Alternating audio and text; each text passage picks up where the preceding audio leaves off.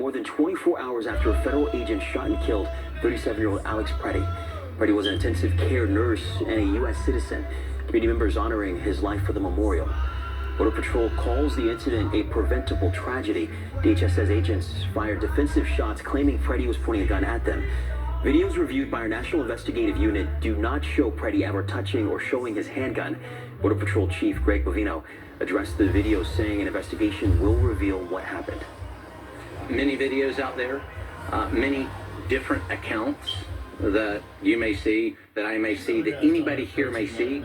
That, folks, is why we have something called an investigation, to take what you're talking about, to take those videos, to take witness statements, to take officer statements, all those minute details that will paint a true picture, not a freeze frame, not a freeze frame concept, and paint a larger picture of what really happened. That is why we investigate, so we can get to the truth, so there's not speculation. A federal judge has ordered the Trump administration to preserve all evidence related to that deadly shooting.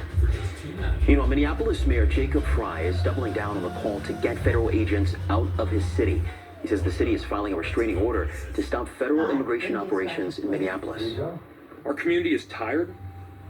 Our officers are tired. Our businesses are tired. And this additional support is necessary. And again, the chaos that we are seeing is caused directly by ICE, Border Control, and this federal administration. Governor Tim Walz mobilized the Minnesota National Guard to help support police as protests continue.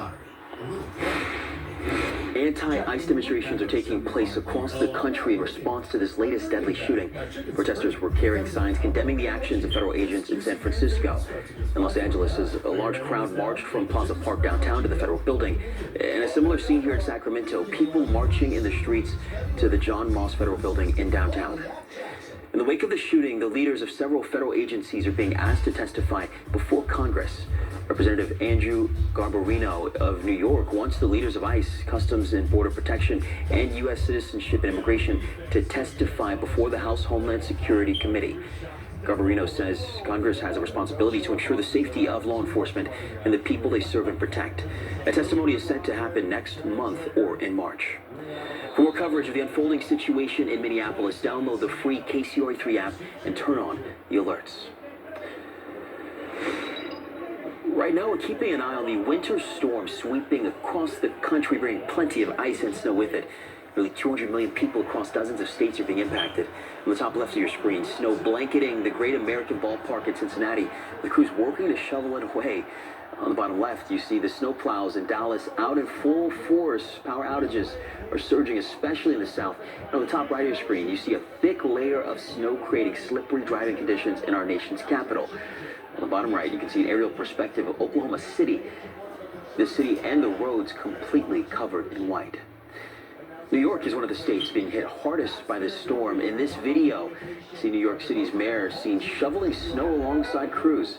We want to get over to our meteorologist, Ophelia Young, who's tracking everything to give us a better sense of the scope of this storm. Ophelia.